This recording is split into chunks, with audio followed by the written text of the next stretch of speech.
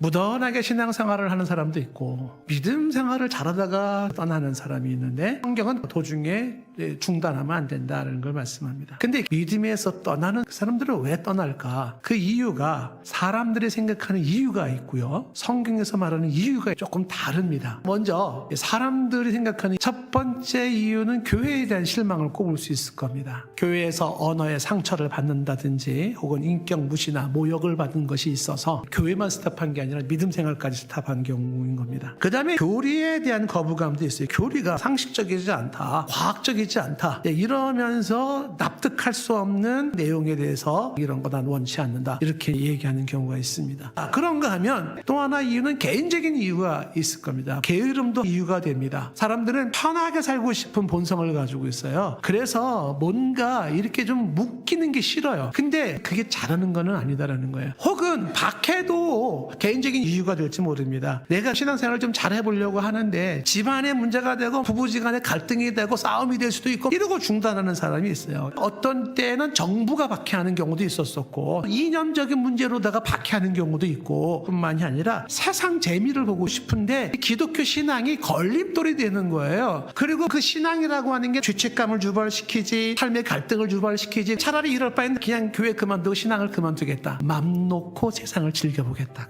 어디 그뿐이겠습니까? 바쁘고 피곤하다는 이유도 예를 들 수가 있겠지만 사실은 바쁘고 피곤해서가 아니라 관심이 없는 거죠. 혹은 무지도 이유가 있을 수 있습니다. 기독교 신앙의 가치를 모르고 기독교 신앙의 중요성을 모르는 거예요. 이런 것들 때문에 사람들은 믿음 생활을 중단하고 포기하는 경우가 생기는 겁니다. 그런데 성경에서는 믿음에서 떠나는 사람들의 이유를 좀 다른 각도에서 얘기를 합니다. 성경에서 말하는 첫 번째가 말씀의 부재예요. 신앙생활에서 내 삶 속에 진리인 하나님의 말씀이 없고 예수 그리스도에 대한 분명한 신앙이 세워지지 않으니까 믿음에서 떠나는 거예요. 두 번째 이유, 결국 마귀의 거짓말에 속아서 믿음에서 떠난다는 겁니다. 시간이 바뀌어도 공간이 바뀌어도 바뀌지 않는 절대 진리 위에 우리의 신앙을 세우는 거예요. 세 번째가 파인 맞은 양심과 외식하는 거짓말이라고 말하고 있습니다. 양심이 묻어졌습니다. 이런 사람들은 죄를 짓고도 가책을 느끼지 않습니다. 파인 맞은 양심이 되면은요, 부끄러움을 느끼지를 못해요. 죄책감을 느끼지를 못하는 거예요. 이거는요, 좋은 게 아닙니다.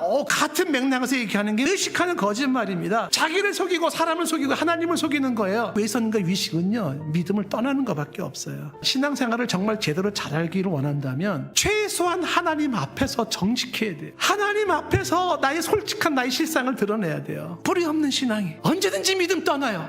부디 우리는 믿음에서 떠나게 하는 것들을 경계하면서 믿음의 경주로 완주할 수 있기를 바라고요. 혹시 지금 믿음에 떠나 있는 사람이 있다면 지금이 내 인생의 마지막 기회라고 생각하시고 죽기로 나오시기를 바랍니다.